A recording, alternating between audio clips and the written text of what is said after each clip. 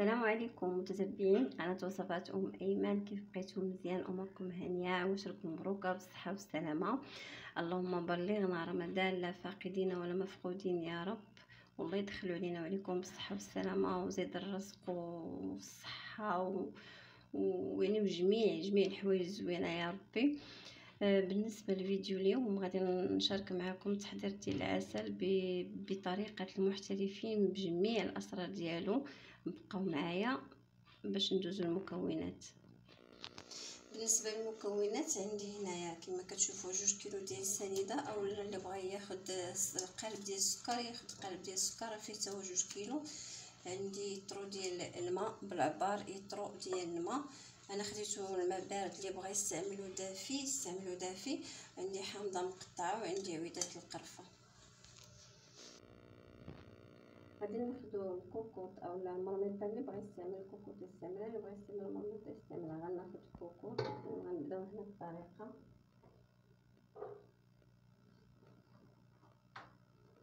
غادي ناخدو هاد السنيده، نقدر يكون 2 كيلو. اللي بغى يدير السكر يديرو.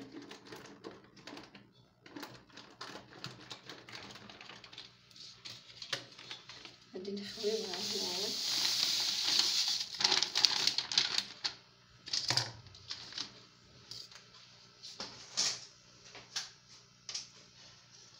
غنضيفو لها هاد الطرو ديال الماء.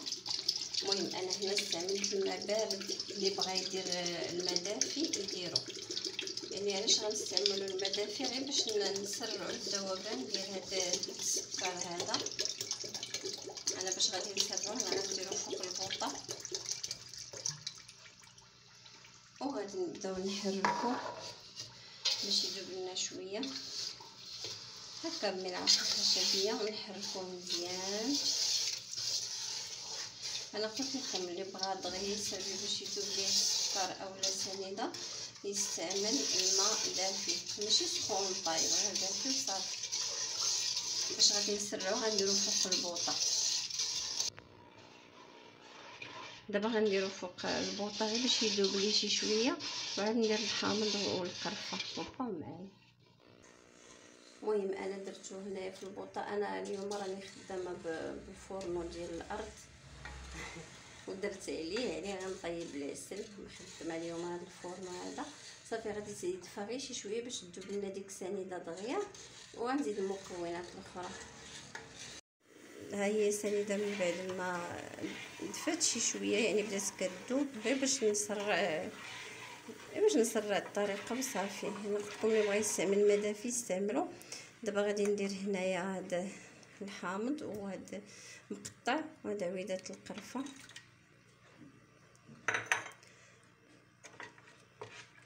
صافي وغادي نخلط وغادي نديرو فوق البوطه. نديرها فوق، نسد كوكوط ونديرها فوق البوطه. غير نسمعوا الصفاره هكا دارت، كنقصوا العافيه على النار ماشي شويه، ما مهيله متوسطه، ما بحال الشمعه هكا شويه. ونحسبوا ساعه من مور من تصفر لنا الصفاره، ساعه بالضبط، ونحلو عليها.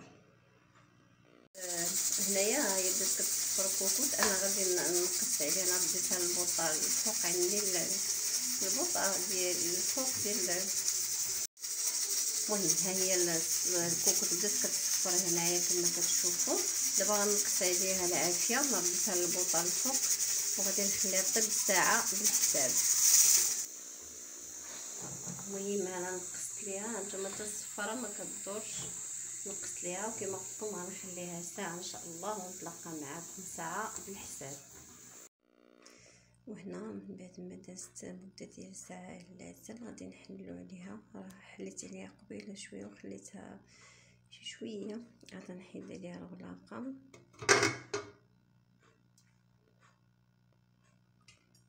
هانتوما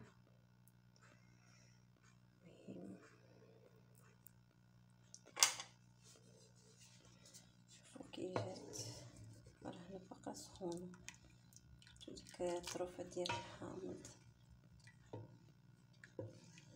وهنا راني كنصور بيد ونوريكم بيد. شد التليفون شفتوا الحامض كيفاش ولا. دربق جالي شويه، راه منين غادي تبرد راه غتشد في راسها، يعني غادي تثقل.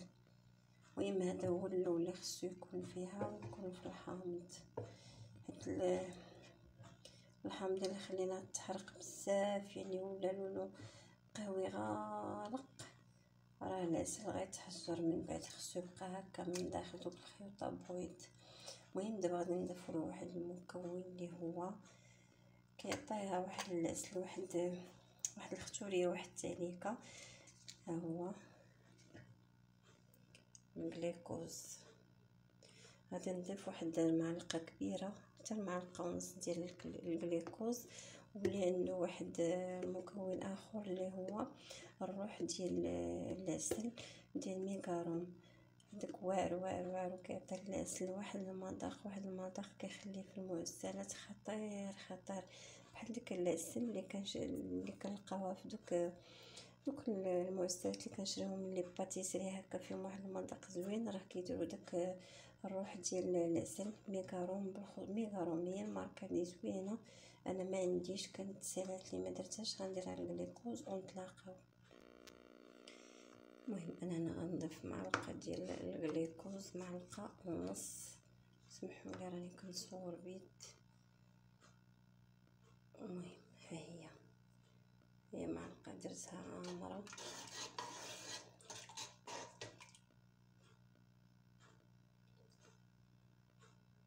مع السخونيه راه غيدوب. غنزيد واحد نص معلقه اخرى. شفتوا ها هي فين طلقات.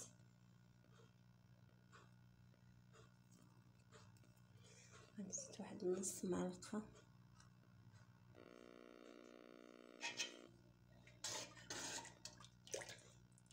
صافي غادي نحركها.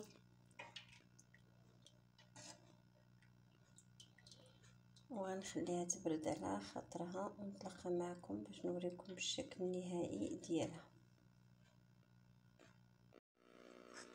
المهم العسل انا حيدت ليه هاد الحامض ودوك عويدات القرفه، وقبيله غلطت سمحوا لي قلت لكم الروح ديال العسل ما تديوش عليا فيا النعاس حيت صايبت العسل في الليل.